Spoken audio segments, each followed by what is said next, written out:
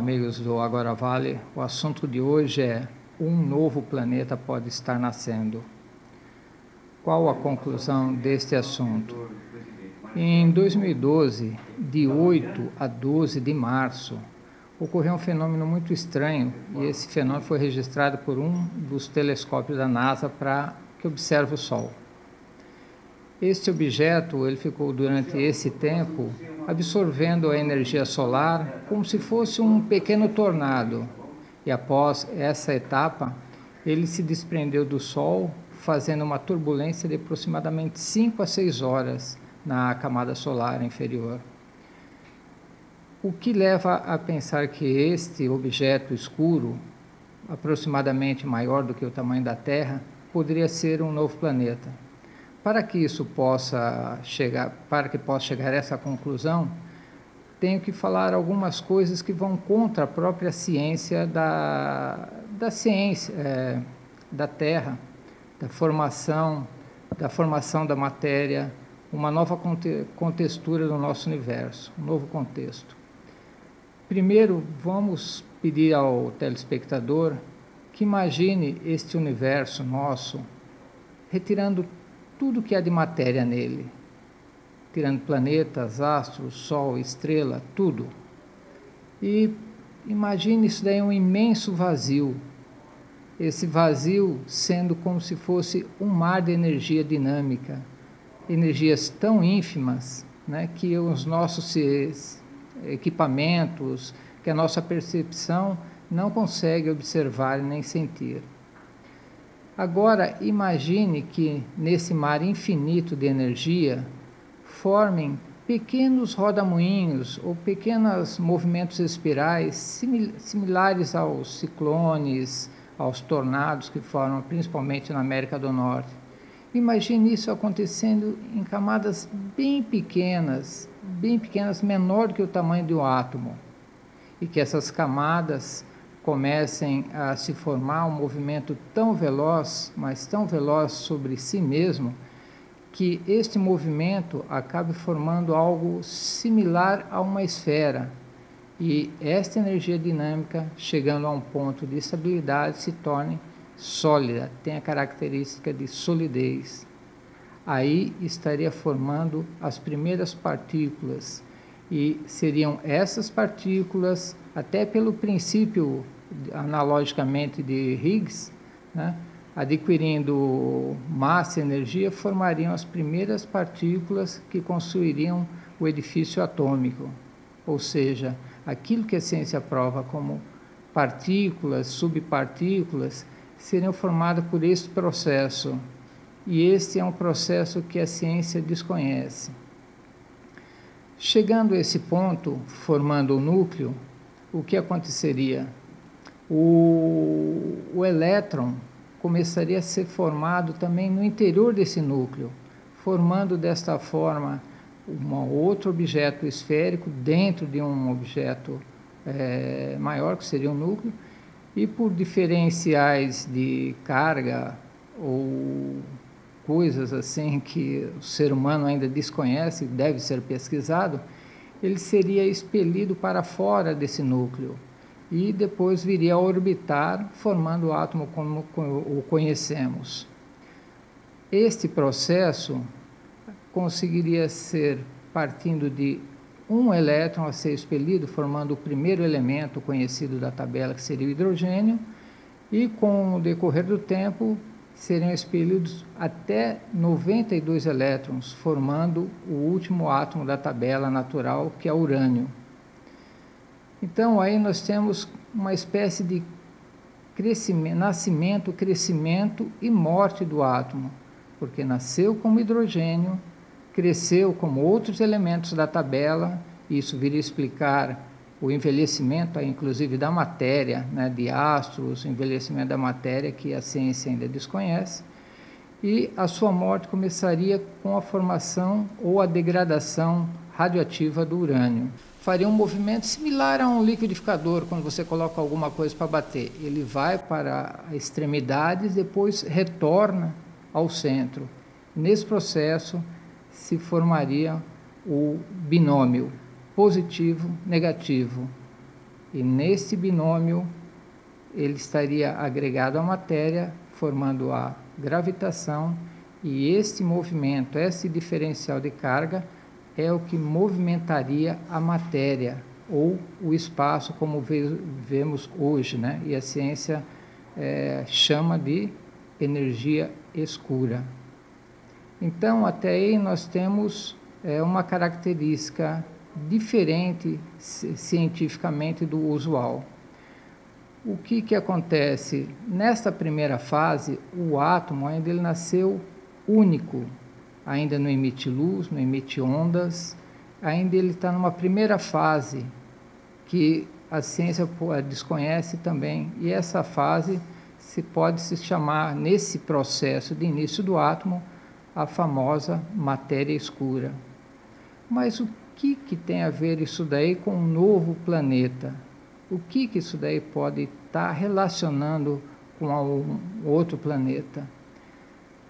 Partindo dessa analogia que o átomo nasce, cresce e morre, e que o elétron nasce dentro do átomo, e que no micro o mesmo pode acontecer e deve acontecer no macrocosmo, então você pode deduzir que o planeta ele não seria formado, como a teoria já diz, com a união de partes do universo, do sistema, ou seja, rochas encontrando com rochas, fundindo e formando algo esférico, mas sim um processo de formação dentro da própria estrela, dentro do próprio Sol, ou seja, movimentos menores na forma de um tornado dentro do próprio Sol, e por motivos que a ciência desconhece, esta parte também se deslocaria para fora do Sol, descolando pela energia de gravitação, como foi descrita, ele se manteria ancorado e circundando o globo solar. Então, este objeto escuro, na qual eu falei que aconteceu dia 8 ao dia 12 de março de 2012, pode ser o nascimento de um planeta, ou seja, ele estava tão intimamente ligado ao Sol e depois é expelido como se fosse uma carga magnética. Então, por essas conclusões, pode-se dizer que este astro foi formado dentro do nosso Sol ou da nossa estrela-mãe. E isso pode naturalmente se repetir em outros pontos do universo, naturalmente, porque tudo respeita uma lógica muito rígida. Mas aí o telespectador pode estar pensando, pô, mas dizem que o universo começou pelo Big Bang. Agora, imagine se você fosse o Big Bang, se fosse o Big Bang, o início do nosso universo, como a ciência fala, uma quantidade mínima de energia, e que houvesse uma explosão. Naturalmente, ela geraria ondas para todos os lados, ondas eletromagnéticas ou de energia, porém ela estaria caminhando em sentido linear. E se você tem um átomo ou partículas na forma esférica, como que você pode formar uma coisa esférica no movimento linear? Outro fator, o universo também teria que estar perdendo velocidade, como dizem, a expansão do universo, ele teria que, foi a base de tudo, teria que estar perdendo velocidade, mas os cientistas já provam e comprovam que essa velocidade está aumentando. Então, é mais uma coisa que pode derrubar essa teoria. Outra coisa é que de onde surgiu essa energia? O nada não produz nada, matematicamente, inclusive. Então, essa é uma das hipóteses que contrariam o Big Bang. E, por outro lado, favorece a atenção. Só que, como ficamos presos a 5 sentidos, é difícil você perceber uma coisa sem início, sem meio e sem fim. E também é difícil você imaginar algo sem matéria, como essa energia foge um pouco o sentido, nós perdemos o paralelo desse sentimento. Aí podem perguntar, mas de onde o cara tirou isso? Por que o cara está falando isso daí? Eu como pesquisador da intuição há 30 anos, encontrei uma obra fantástica chamada A Grande Síntese de Pietro Baldi. Nesta obra, escrita há 80 anos, de 1931 a 1935, ele já demonstrava tudo aquilo que eu falei, da movimentação da energia, formação da matéria, morte da matéria, nação da gravitação, gênese do tempo, dos astros, da galáxia. E observe também uma coisa que se repete, o movimento do ciclone, ele também se repete inclusive na galáxia, no DNA, em várias coisas. Se você pegar, por exemplo, o vento, que é uma coisa que não oferece praticamente resistência, a hora que ele se transforma num tornado, a velocidade dele é tanta que se você pudesse dar vamos dizer, pegar uma tábua e bater nele, seria sentir um choque diferente que se fosse no vento. Então, esta é mais uma das afirmativas que pode dar conclusão a esse fenômeno. Por um processo totalmente intuitivo, o autor, Pietro Baldi, era uma pessoa muito intuitiva, foi pesquisado pelos cientistas de sua época como a mente mais intuitiva do século XX. Então, esta coisa não podia ser uma coisa de conhecimento dele, mesmo porque ele era formado em direito e não em ciências. E muito do que está escrito nessa obra, a qual é a minha base de pesquisa, estão sendo comprovadas hoje pela ciência, 80 anos depois. Então, isso seria um choque para a ciência. E eu peço para o telespectador, antes de tirar qualquer conclusão, procure se informar. Se possível, leia. A obra se chama Grande Síntese de Pietro Baldi. E outro livro do mesmo autor, que demonstra como ocorre o fenômeno psíquico intuitivo, que é um fenômeno que acontece no sistema nervoso evoluído, ou mais avançado, ou o refinamento de um processo psíquico humano, explica todo o processo. Esse livro se chama As Noures. O meu foco, como eu disse, eu sou pesquisador da intuição há 30 anos.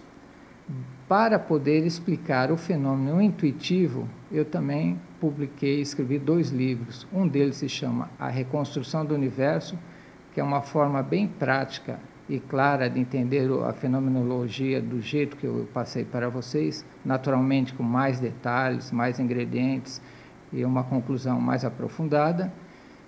Esta obra ela caminharia do início da energia, chegando até os dias do homem comum, então também incluiria o processo de iniciação, como se formou a vida no universo, pelo menos aqui na Terra, pela primeira vez. E outro livro chamado O Fim Sem Fim do Universo, que trata do estágio atual até o teórico fim do universo.